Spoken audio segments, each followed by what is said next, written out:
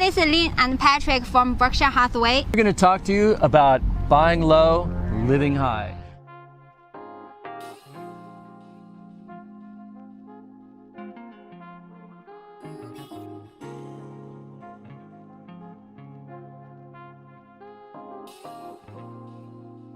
Hi everyone, this is Lin and Patrick. Today we are going to talk about 6 things you need to do as a real estate investor to prepare for potential recession.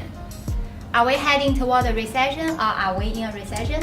Well, a recession is a significant decline in economic activity that could last for months or even years. The definition of a recession is when the nation's economy experiences 2 consecutive quarters of negative gross domestic product, or GDP. Those reports are coming out for the last several months fairly soon. And what they do is they check the levels of unemployment, falling retail sales, measures of income and manufacturing and more to test that. So basically, we agree we are in a recession. We really are, and many people agree with that. We're also experiencing what we call a sudden economic shock. A surprise problem that creates serious financial damages. In the 1970s, OPEC cut off the supply of oil to the US without warning, causing recession, not to mention endless lines at the gas station. The coronavirus outbreak, which shut down economies worldwide, is a more recent example of sudden economic shock. So now we are going to talk about how to prepare for a potential recession. Step 1. Collect all the relevant information you can. We don't know what exactly will happen. Retail, restaurants, and offices are already changing. For example, retail is very much online. Restaurants have restricted occupancy and many are closing. Office may become more virtual using Zoom and other applications.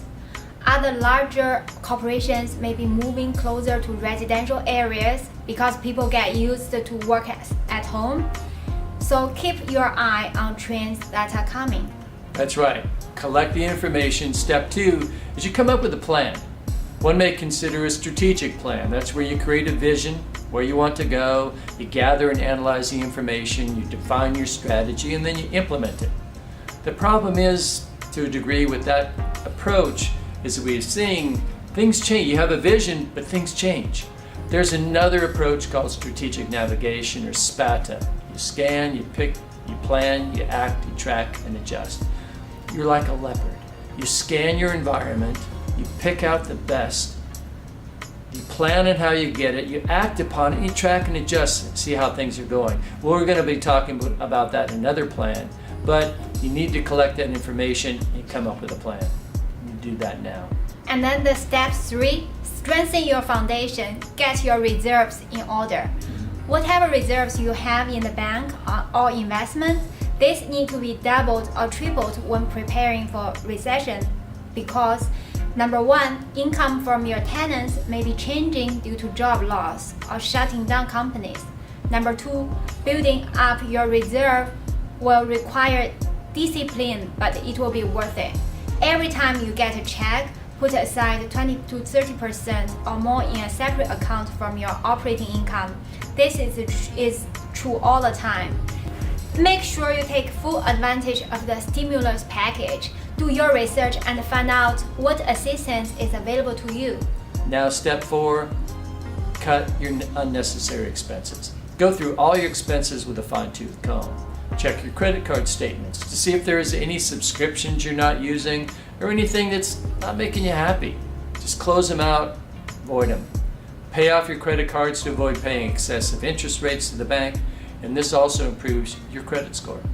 Step 5, stay positive. We've all heard the saying, hope for the best, but prepare for the worst. This is truly the best thing you can do during uncertain times, realizing that there are things within your control and things outside of your control can be really helpful. Do what you can and don't stress about what you have no control over. The economy is cyclical. Downturns are normal and to be expected. You cannot change that, but you can decide how you will handle it and what you learn from it. That's right. And you've taken care of all your numbers and you come up with a plan and you're staying positive. The last thing is take care of yourself during these times. These are difficult times.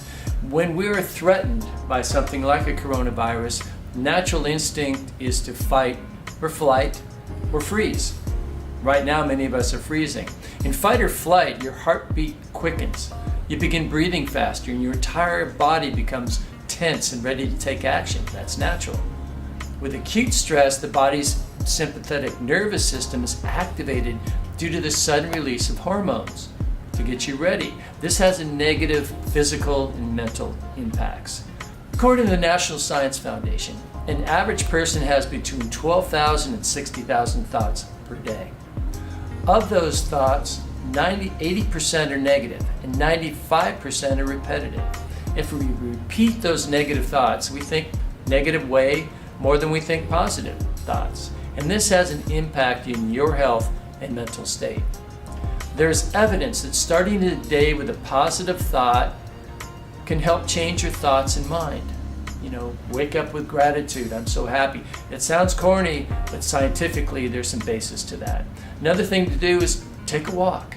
One thing that works well, I find, you take a walk, you put your buds in, and you put on this meditation music. And what happens as you're walking, you just start to see things more. And you feel relaxed. And that's an option for you to do, to try that out. It makes you relax and you feel better. So come up with a plan and stick to it. Create some routine and normalcy in your life and cut yourself some slack. So collect the relevant information you can, come up with a plan, get your reserves in order, cut expenses, stay positive, and take care of yourself. We are in a recession. Be prepared. Thanks for following us and see you next time. Bye.